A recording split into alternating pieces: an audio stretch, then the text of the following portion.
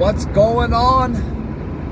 I'm back with an edition of Car Confessions. I'm not sure why I call it Car Confessions though, because I'm not really confessing anything on my end. I guess maybe it's marketing car confessions, some car marketing done wrong, or maybe that could be improved or old school, because honestly, no marketing is incorrect. If you're making an attempt to reach your target market, for the most part, all of it will work.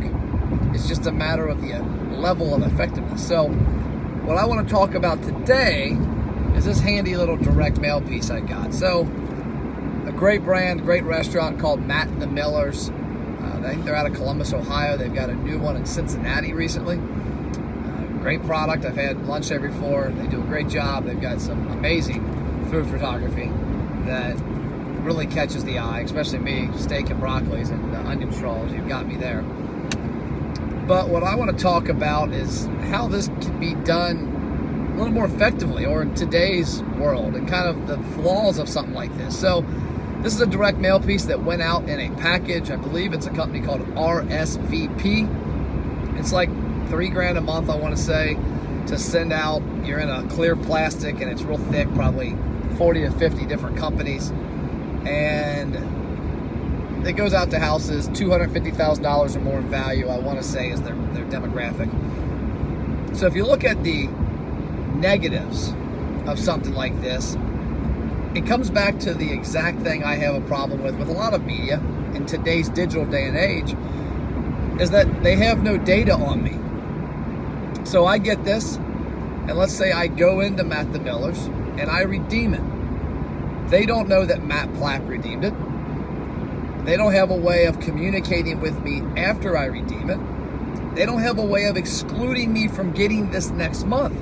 Because that's what happens a lot of times. When I look in the different coupon magazines that I get, coupons work. I don't care if you're a restaurant that's a $10 average check, if you're a $100 average check.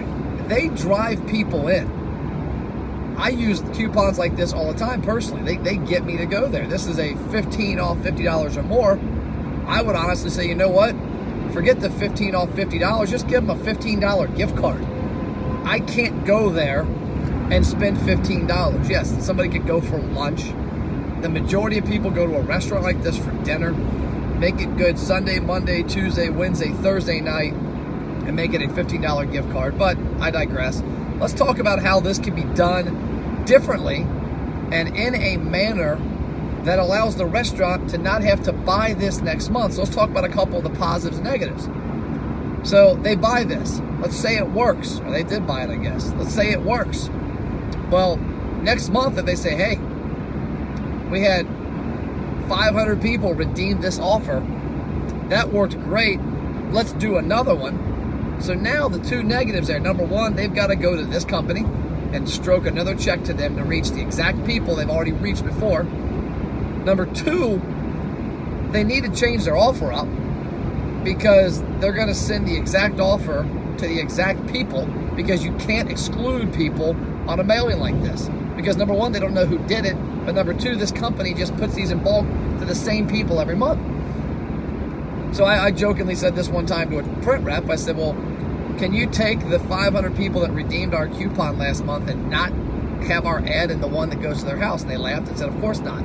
I said, well, you can with digital marketing. So take this digital. You put this bad boy out there, you get 500 redemptions. For example, I've got an ad campaign running right now that I was looking at the last 4 weeks. We've had 474 redemptions. Those 474 people will not get the same opt-in offer next month. They will get a different offer. And we can also send the people that redeemed it versus didn't redeem the offer different offers. We can send the people that redeemed it and spent $10 and the people that spent $30 different offers. We can exclude people based on, hey, you brought this in, you didn't spend what we think would be an ideal amount for the ideal client. We can exclude you. We can create lookalike audiences to exclude people that look just like you. And then at the same time, we can say, hey, you know what? We had 474 of these redeemed. And of those 474, 425 were our ideal audience. We can take those people that look like your ideal audience and optimize the campaign. And actually, we do that automated through our program. But the biggest part of this entire process is the fact that they gain no data. Matt the Millers with this, if they get 100 or 200 or 1,000 redeemed, they've got to pay the piper next month or 2 months or 3 months when they want to do it again. And they don't know that Matt Plapp got this or Matt Plapp redeemed this. And if they did know that Matt Plapp redeemed it, they don't have my email address. They don't have my Facebook Messenger subscription. They don't have my number for texting. So when you're putting together marketing campaigns, think about it. If you're going to do this, how could you do it digitally? Or how could you drive them from this digitally? One thing they could do on here is there is a product called a ref URL. And when you use a ref URL, you can pop that bad boy on here and say $15 for 50 off coupon. $15 for a $50 spend coupon. Or how about a free appetizer, no strings attached? Go to this URL, and you would send them to a URL that's called a ref URL. And the minute they went to that, it would open up Facebook Messenger on the device they're on. And they opt in. So now you have their Messenger subscription, you have their name, you can then ask for their email address, and now you can deliver them an offer digitally through Messenger or email marketing. So when you look at your marketing, things like this work. All marketing works. Radio works, TV works, direct mail, billboards, Facebook, YouTube, Instagram, you name it. It all works. It just comes down to the return on investment. In this case, your only return on investment is how many people walk through the door and use this. In another case, like our program, which you've probably seen, our ROI Engine, it's not about how many people walked in this month and redeemed this.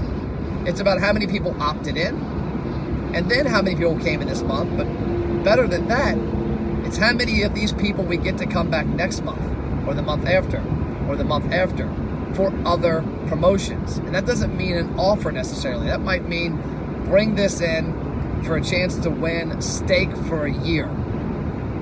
One steak dinner every month on us. Treat your wife to an amazing meal. Bring this offer in to redeem it for a chance. There's no purchase necessary because that would be a lottery. And they could technically walk in your door, get it redeemed, and leave. But I can tell you we're running these right now. 99.9% of the people that walk into a restaurant with that still eat. And now you've just given them no discount. You've given them a chance to win something. And you've driven them into your restaurant. So that's all I've got for this car confession. Appreciate y'all tuning in, and for people that see this in the future, I hope you have an amazing day.